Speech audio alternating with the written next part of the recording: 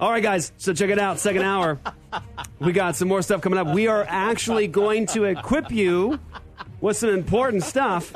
We're going to play clips of discussions I've had with atheists right here in this studio. Dan Barker, the vice president of the Freedom from Religion Foundation. We're going to play clips. I think we'll keep calling on the air. Colin, can you stay with us? Yeah. We'll keep calling on the air. We'll go through some clips of some debate stuff, equip you on defending the faith. One of the things to think through today in our culture, when we engage in the secular community, atheists, agnostics, the unbelieving world, is the issue of uniformity. To think through that, uniformity in nature. A lot of people don't realize just how devastating this issue is for the unbeliever. Okay, when we talk about uniformity in nature, we're not just coming at it from the issue of like intelligent design. There's clear design. All of life hangs on a razor's edge, like Christopher Hitchens said in his debate movie with Douglas Wilson, he said one of the strongest arguments for a creator is all of life is on a razor's edge and everything else. We're not coming at it necessarily from that angle. We're talking about the issue of induction, that we need to be able to assume that the future will be like the past. Now, listen, everyone does this because they're in the image of God. They depend upon the uniformity in nature, or that the future will be like the past. Listen, you cannot do logic. You cannot do science. You cannot walk your dog without the uniformity in nature, the principle of induction. And listen, this problem is not simply a problem brought to the unbelieving worldview by Christians as a cute argument, as something the presuppositionalist has conjured up. This is, in fact, a problem that all worldviews have to deal with. You can look at the Scottish skeptic David Hume, and see him writing on the problem of induction. You can see Bertrand Russell, famous atheist, in his book Problems in Philosophy. He has a whole section on induction. This is not simply a cute argument brought, or a word game or trick brought by the presuppositionalist to the atheist, as some people try to suggest today. That's an easy answer. That's an easy way out for them. But this is a problem that all worldviews have to answer. You're appealing to induction right now, the uniformity in nature. And we need to talk about that in the light of the issue of miracles in the world and all the rest. But to think through that issue of induction for now, let's play a clip with Dan Barker from Redemption Radio. Here we go. And let's when I try test that. the Bible, I find out when you test all things, prove all things, hold fast to that which is good, the Bible is not one of those things that is good. Yeah, that's your claim. But what I'm saying is Dan, you're appealing to uniformity in nature. But if you're with Krauss and Dawkins on this, they were just speaking at Gamage here. They said that the physical constants are ultimately, they could be accidents, and it's just ultimately time and chance acting on matter, that we're just basically stardust. And Dawkins said 3 times in 60 seconds that we're apes. And it doesn't seem to me to be a rationally strong foundation to believe all of that and then be appealing to the uniformity you were with the pen dropping example. Why not? It sounds What's wrong with that? Well, it sounds to me in this universe, in this particular cosmos that we inhabit, that's the way it's things just are. that way. So you accept that by faith. You don't know that. That's not pen, by faith. We accept it because we observe it. Well, let's that's try what this. we observe. Well, maybe you can answer me this, Dan. Try this. You say that we observe that it's that way, but you don't have any justification for it being that way in the future. You just have faith that it will be, but your worldview is time and chance acting on matter. And aren't I correct here? That's not faith. That is a reasonable Would you call it confidence?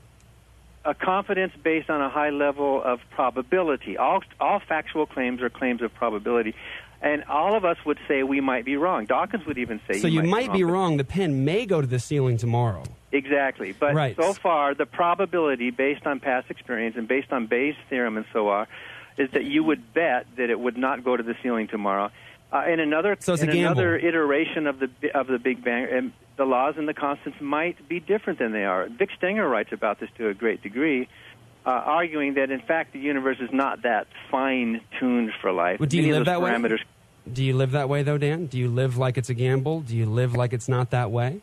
Well, eventually we have to round it off. Eventually we have to come to a point where we say, well, I'm going to have to make it, otherwise I'm frozen, right? So if I sit down in a chair I'm 99.9% sure that chair is going to hold me up, but it might not. And in a few cases, it doesn't. In a few cases, the chair has broken. But we have to get through life, and so we round it off. We go with the probabilities, even though we don't have 100% certainty. But when that chair breaks, though, Dan, do you say that was a miracle, or that the laws of physics have now gone awry, or do you investigate the chair to see if there was something else wrong with it because nature is uniform? Do you believe that's a miracle? No, exactly. I would then adjust my expectations because of the uniformity in chair. nature. Do you see the circularity there that a Christian would point out to you, that you're appealing to the uniformity in nature the entire time? But it doesn't seem to me that you have a future justification, except to say, well, it's always been that way, and we think it might be. It's kind of a gamble. And I just don't see, Dan, I mean this respectfully towards you, how that foundation gives you a solid basis for doing science or reasoning, which is what you say you fight for. But what's the problem with that? We all scientists are admitting that. Too much blind faith. We all faith. admit that. Well, we all admit that no historical claim is 100%. I couldn't live that way, Dan. I personally couldn't. I couldn't live saying, well, it's a gamble, maybe today, but not tomorrow. I mean, maybe you can't live that way for some reason, but many of us can. Many of us. You have a lot of faith. We don't need absolute certainty. Right. We are not fundamentalists in our binary brains. We realize that there is gray. We live our lives in the gray area, and we go with it.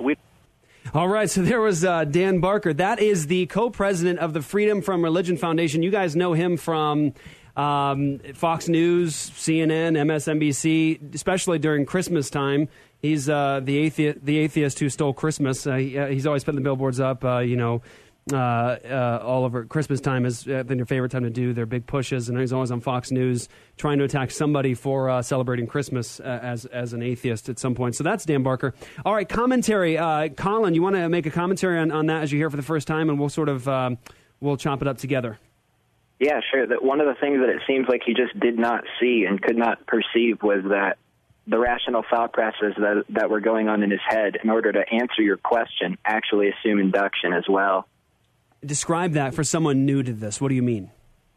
So all the chemistry and stuff that goes on in your brain assumes all this chemistry and stuff that goes on in your brain to produce your thought processes, the rational discourse that you guys were having there.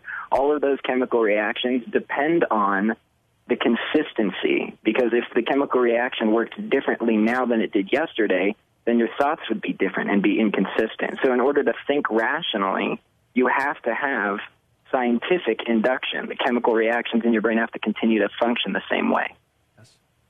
Yeah, and then there's the immaterial aspect of conceptual abstractions and all the rest of the things that we think about in the sense of induction and that we need to have. Now, a lot of people might be thinking right now, wow, this is like heavy, I never thought through this. It's as simple as this. You assume that the future will be like your past experience all the time. Everybody does. The Christian does, the atheist does, the Buddhist does, the Muslim does, everybody does. Okay, the atheist wants a blind faith leap, okay, on the issue of the future being like the past. All they know is that in past experience, nature was uniform. And they'll say, based on that, I think the future will be like that. But the truth is, if you think about their claim about what the world actually consists of, time and chance acting on matter, no governance, no guidance, no purpose, no personal God giving to it any order. When you think about that worldview, their claim that the future will be like the past is ultimately just a blind leap of faith. They don't know. And this is why, look, you have as well known of an atheist as Dan Barker, you have somebody that's revered by many atheists, just granting ultimately, well, we live in the gray. And, well, I guess we got to round it off. Now, you got to understand something. That is a very serious admission.